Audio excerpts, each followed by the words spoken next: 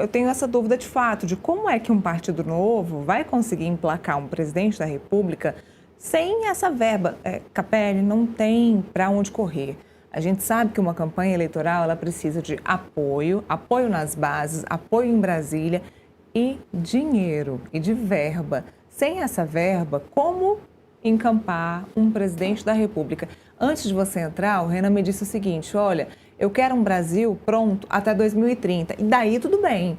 Se ele quer entrar agora e emplacar um Brasil até 2030, emplacar um candidato, ou tentar começar mudanças até 2030, aí eu até entendo que até lá ele consiga aumentar uma bancada, conseguir parlamentares, mudar o jogo político. Mas daqui para o ano que vem é um pouco complicado. É complicado e eu só vejo uma viabilidade que é possível, na política nada é impossível, mas teria que ser um fenômeno eleitoral, assim como foi Bolsonaro quando se elegeu em 2018. Bolsonaro não tinha coligação, não tinha fundo partidário e ele foi um fenômeno ali em 2018, muito surfando também na onda do antipetismo, que ainda é muito grande, e Bolsonaro conseguiu, mesmo sem uma estrutura, fazer ali uma campanha que o permitiu chegar ao segundo turno. E aí no segundo turno, com tempo de televisão igual e tal, aí o jogo fica mais parelho. No Rio de Janeiro a gente teve o caso do Witzel também, que foi um candidato a governador pelo PSC, um partido pequeno, que não tinha fundo partidário, não tinha alianças, e conseguiu chegar ao governo do estado também como um fenômeno eleitoral. E aí tem que ser aquela campanha mais performática. Recentemente a gente teve Pablo Marçal em São Paulo, que foi candidato por um partido pequeno. Sim. E acabou chegando ali quase ao segundo turno. Foi ali o terceiro candidato mais votado à Prefeitura de São Paulo. Então, eu vejo que para uma candidatura sem fundo partidário ter êxito, ela tem que ser aquela candidatura que faça barulho, que faça muitas jogadas até mesmo de marketing, como fez Pablo Marçal, como fez Bolsonaro, como fez Witzel, candidatos que não tinham estrutura. Todos, olha só, até coincidentemente falando do espectro da direita e centro-direita, e que conseguiram, por meio de performances contundentes nos debates eleitorais e também por meio das redes sociais, amenizar essa ausência de fundo partidário. Portanto, esse é o caminho que eu vejo para o Missão, se quiser o partido de Renan Santos chegar a um segundo turno, chegar mais longe nessas eleições de 2026, é buscar uma candidatura bastante contundente. Ou seja, não dá para ficar ali em cima do muro, para fazer aquele discurso mais morno, vai ter que ser aquela campanha mais porreta, digamos assim. E a gente pegou agora, né, em Latel, um spoiler das eleições de 2026, Renan Santos dizendo que vai criticar sim Tarcísio de Freitas. Porque quando você tem ali dois espectros políticos que convergem em muitos aspectos, a direita, a centro-direita, às vezes o candidato fica ressabiado de bater, de criticar um outro candidato que é do mesmo lado político ali, e Renan Santos disse que não, que Tarcísio de Freitas não tem imaginação, que Tarcísio de Freitas não é bom gestor, na visão dele, Renan Santos, não enfrentou o crime organizado como governador de São Paulo. Então, a gente vê que essa estratégia antecipada nesta entrevista por Renan Santos converge com o que candidatos que não tinham recursos, fundo partidário, fundo eleitoral, fizeram em eleições passadas e conseguiram, dessa forma, atingir uma boa parcela do eleitorado. No caso de Bolsonaro, eleito presidente da República, no caso de Witzel, eleito governador, no caso de Pablo Marçal, mais recente, não conseguiu chegar ao segundo turno, mas fez uma campanha que foi para além do que muitos imaginavam que ele conseguiria fazer. Mas Pablo Marçal, tem um adendo de Pablo Marçal, que ele já era um grande fenômeno nas redes sociais.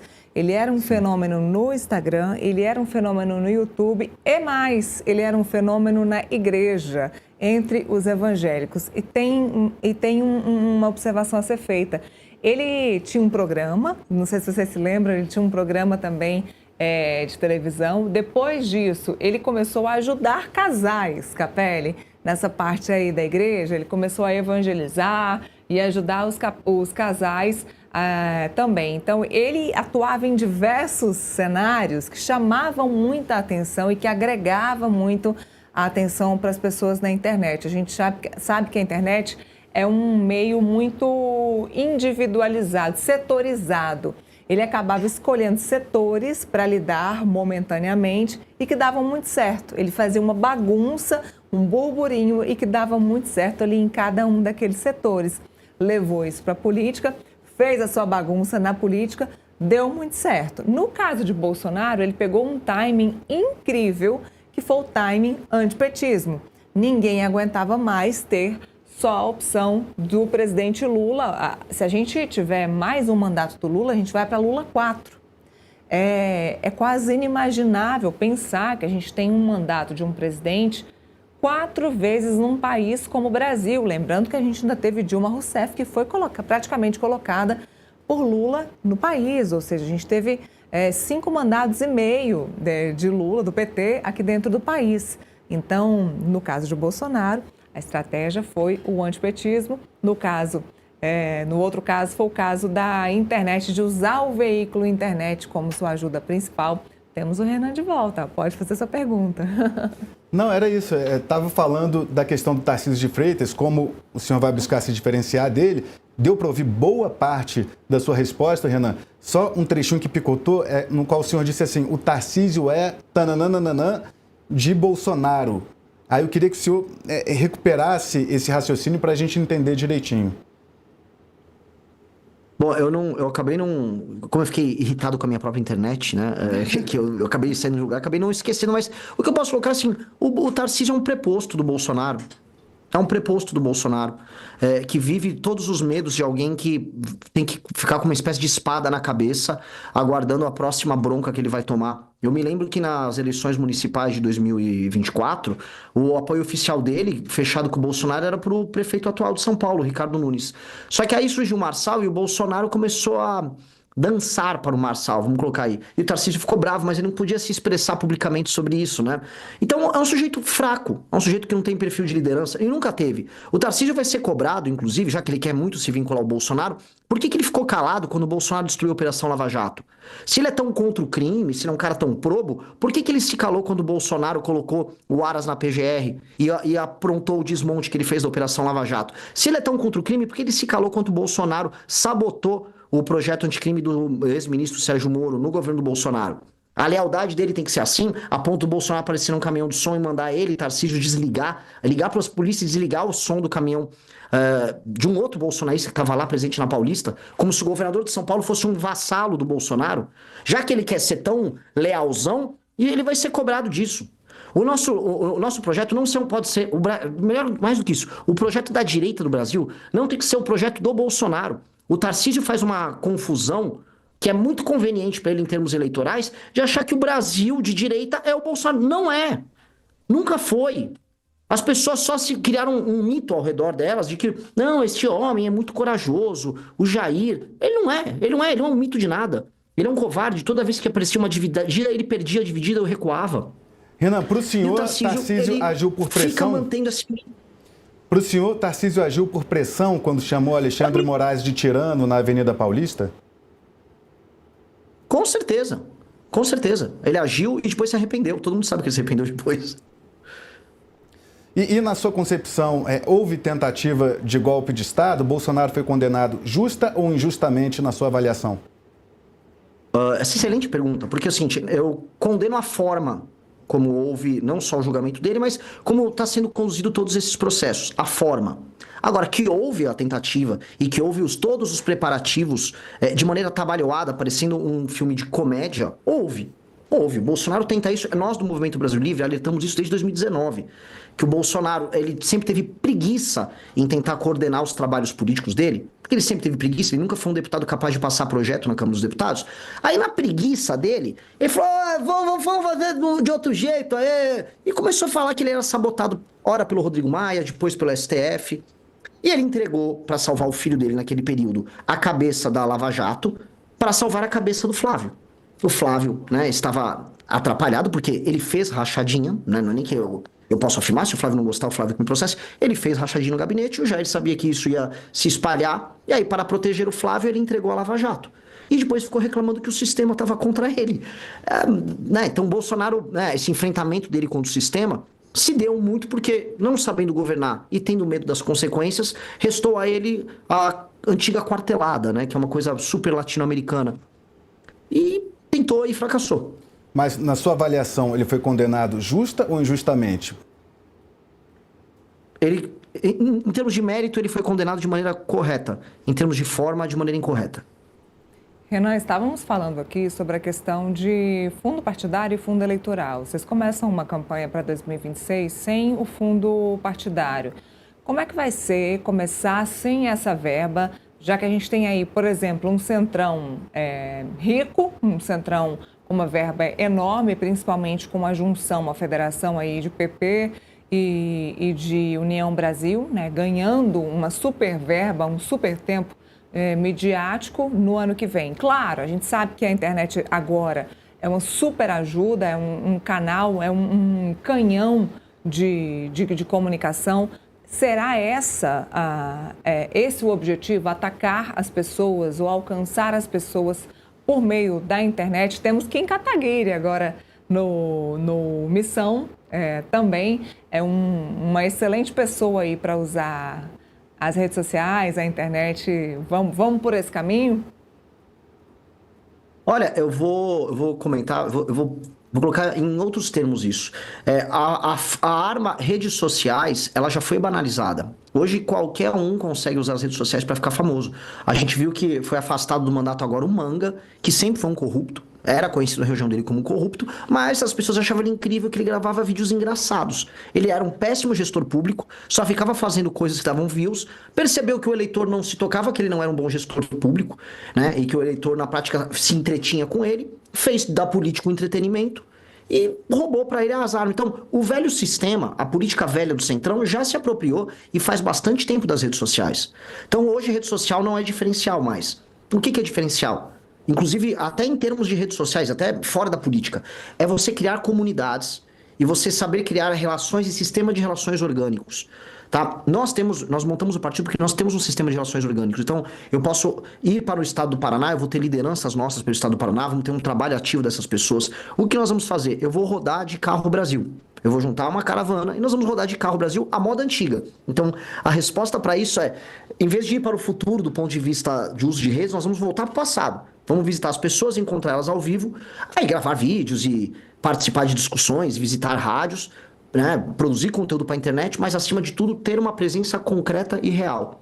Tá? Eu acho que as pessoas ficaram tão digitais que elas se esqueceram que existe o mundo lá, que faz sol, faz chuva, e nós vamos apostar em algo que nenhum adversário vai poder fazer. Esse contato real e explicar e falar as propostas, e falar inclusive coisas que as pessoas às vezes não querem ouvir nos seus estados, vai ser bem, bem intrigante, vai ser legal. O Missão vai ter candidatos ao Senado ou nesta primeira eleição ele vai focar apenas na Câmara? Não. Tentaremos montar chapas completas onde tivermos lideranças qualificadas para tanto. A ideia não seria, por exemplo, eu preciso preencher as chapas. Preciso de um senador. Tem alguém no Amapá para ser candidato? Se não tiver alguém pronto, adequado para representar a gente não lança. Agora, onde nós pudermos, nós iremos. Então, teremos candidatos ao Senado. Estávamos, inclusive, discutindo chapa ontem para Senado. Quem são? Um bom timing da pergunta. Então, quem são esses cotados para disputar o Senado pelo Missão? Por enquanto, não posso falar, porque alguns ainda estão filiados e isso geraria algumas instabilidades para essas pessoas, mas temos alguns nomes, já estamos conversando. Em São Paulo tem essa possibilidade de candidatura ao Senado? Com certeza teremos chapa completa para o Senado em São Paulo. Uma delas, uma moça, uma mulher que eu admiro muito, que infelizmente ainda está afiliada a outro partido. Bom, só saberemos esse nome em abril? Esses nomes, né, em abril? Dado que fui provocado antes de tudo pelo Metrópolis, passarei antes de todos para o Metrópolis. Isso posso garantir para vocês. Estaremos esperando. Estará na coluna do Paulo Capelli. Ótimo. Muito obrigado. Quais os outros estados que o Missão também planeja ter candidaturas ao Senado? E é uma candidatura, vai ser uma eleição bastante polarizada também. Renan, a gente lembra que boa parte da direita, até a maior parte da direita, tem uma insatisfação com o Supremo Tribunal Federal e busca eleger senadores para botar uma faca no pescoço dos ministros do STF com a possibilidade de impeachment de magistrados. Inclusive, eu queria saber quais são os estados, além de São Paulo, que o Missão terá candidato ao Senado e se o Missão apoia o impeachment de ministros do STF, que será uma pauta que, inevitavelmente, os senadores, os candidatos ao Senado serão questionados no ano que vem. A missão, como eu te disse, ela vai ter candidatos, sendo eles qualificados e prontos para adotar a defesa da nossa agenda junto ao Congresso Nacional. A principal pauta de um senador nosso, e no que eu acho que tem que ser a principal pauta de qualquer senador da República, tem que ser a questão da segurança pública. Existem muitos projetos que passaram na Câmara e que estão basicamente na mesa do Alcolumbre para serem votados. O Kim Kataguiri, só ele tem 2 ou 3 na área de segurança pública e simplesmente o Alcolumbre não põe para votar. Naturalmente, já para entrar na tua pergunta, que é uma pergunta que as pessoas costumam ser escorregadias para responder, né? Sobre a relação com o STF. O Senado, por si só, institucionalmente, ele é, vamos dizer, o check and balance do STF. Né, para a galera que está nos assistindo, existe um balanço de poder. As instituições, uma tem que mais ou menos fiscalizar a outra. O STF, quando um presidente nomeia um ministro para o STF, esse ministro ele tem que passar por uma sabatina do Senado. O Senado sempre libera, né? Quase ninguém, quer dizer, não conheço ainda uma história na democracia recente nossa de que a gente tenha barrado uma nomeação. Poderiam ter feito isso já. No caso do impeachment, nunca andaram. Mas, em tese, institucionalmente, o papel do Senado é tocar essas coisas. E deveria, e não deveria ser tabu. Estão tentando transformar em tabu uma discussão que não deveria ser. Primeiro porque o STF, por mais que institucionalmente ele seja um guardião da Constituição, ele já cruzou muitas linhas. Ele vem se comportando como um poder, vamos dizer, para além do judiciário, ele é um poder político, 1, e 2, é um poder legiferante, ele cria leis, e não é uma opinião minha, né? Se vocês forem perguntar para o ministro Barroso, ele tem tese, ele tem artigos escritos isso sobre a tese do neoconstitucionalismo, em que a Suprema Corte passa a criar, né? Em nome da defesa de direitos humanos e direitos difusos, eles passam a criar suas interpretações e barrar determinadas leis que eles consideram, vamos dizer, inimigas desses direitos humanos e passam, né, através de julgados e entendimentos diversos. Isso tem que parar. E se não está parando através do bom diálogo, vai ter que parar de alguma maneira se alguém estiver cometendo algum tipo de crime de responsabilidade por um pedido de impeachment. Eu acho isso natural. E eu acho bom que haja um balanço de poder e acho bom que o Senado se comporte com esse balanço de poder. Um senador nosso tem que ter isso em conta e tem que colocar na mesa, não só para o Senado, mas para o STF. Temos uma agenda muito clara de segurança pública, essa agenda não vai poder ser obstada pelo STF. A gente vê a tal da DPF lá das favelas, que já passou o Covid, está até agora em funcionamento e atrapalha, vamos dizer, o andamento de operações que são importantes. Nós entrevistamos aqui, na semana passada, o comandante da Polícia Militar do Estado do Rio de Janeiro, que falou que depois que a DPF da favela começou, né, houve uma limitação nas operações policiais no Rio de Janeiro, o que permitiu, segundo o comandante, que o Comando Vermelho se alastrasse para outras partes do Estado, uma vez que não era incomodado na favela, permitia que, né, fosse ali se alastrando. Então, a segurança pública vai ser a pauta prioritária do Missão no Senado Federal e, a nível de país, também será o tema prioritário ou a questão econômica ficará na frente em termos de debate à presidência da República?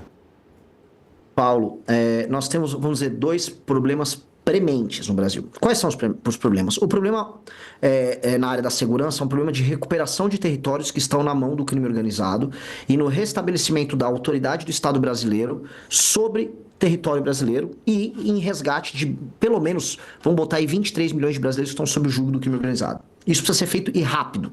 E eu acho que isso tem um impacto que não é só na questão de segurança, é um impacto na questão econômica, infraestrutura e até na formação da autoestima do brasileiro. A gente vai parar de achar que a gente perde o tempo todo. E do outro lado, a gente tem uma crise econômica, uma crise fiscal, que foi acelerada por conta desse arcabouço, do aumento de gastos e coisas com o BPC, que vai precisar ser endereçada. A Faria Lima toda sabe disso, o mercado financeiro todo sabe disso, não está tratando muito porque supostamente é impopular falar desse tipo de reforma. Mas nós vamos precisar fazer. E essas 2 coisas vão precisar acontecer concomitantemente. Você vai precisar fazer uma reforma fiscal poderosíssima, ao passo que o governo federal precisa declarar guerra ao crime organizado. Um governo nosso vai ter que tocar isso logo no começo. Porque tocando isso no começo, você vai ter credibilidade, força e autoridade para resolver 2 problemas prementes e aí começar a pensar em futuro do Brasil, entendendo que não há mais crime organizado, que a gente vai precisar limpar esses caras do mapa em 1 ano. E, do ponto de vista fiscal, abertura de espaço para investimentos. Porque o Brasil não tem infraestrutura, está altamente favelizado, não tem estrada, não tem como escoar a produção. E aí começar a tratar o Brasil como um país sério. Mas isso seria a prioridade 0 no governo nosso. Muito bem. Entrevistamos Renan Santos, que deve ser aí o nosso candidato à presidência pelo Missão, que é o partido do MBL. Conversamos com ele, o partido que foi institucionalizado ontem pelo Tribunal Superior Eleitoral. Renan, muito obrigada pela gentileza de falar conosco aqui. Boa sorte aí na nova empreitada, nesse novo caminho aí junto à política. Obrigada, viu? Obrigado.